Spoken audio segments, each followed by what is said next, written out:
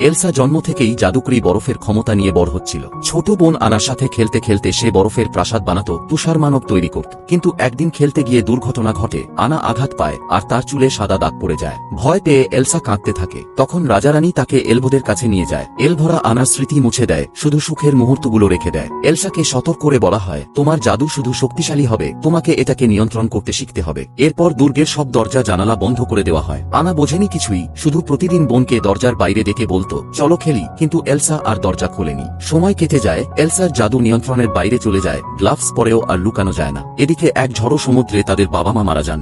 শেষকৃত্যে Elsa পর্যন্ত যায়নি, কারণ সে সবাইকে আঘাত করার ভয়ে একেবারে একা হয়ে গিয়েছিল। 3 বছর পর এলসার 18তম জন্মদিনে রাজ্যাভিষেকের দিন আসে। দুর্গের দরজা অবশেষে খোলা হয়। আনা খুশিতে মাতোয়ারা, আবার মুক্ত হলো বলে। কিন্তু এলসা ভীষণ নার্ভাস, যদি তার গোপন শক্তি সবাই জেনে ফেলে। অবশেষে দুই বোন আবার দেখা করে। আনা নাচে মেতে ওঠে, আর এক প্রতিবেশী রাজ্যের রাজপুত্র হ্যান্সের প্রেমে পড়ে। সে তাড়াহুড়ো করে বিয়ের সিদ্ধান্ত জানায়, কিন্তু এলসা রাজি হয় না, আর এ নিয়ে বোনদের মধ্যে বড় ঝগড়া বাঁধে। আনা একসময় এলসার গ্লাভস ছিনিয়ে নেয়। সেই মুহূর্তে দুর্ঘটনাক্রমে এলসার জাদু ফেটে বের হয়, সবাইকে সামনে তার বরফের ক্ষমতা প্রকাশ পেয়ে যায়।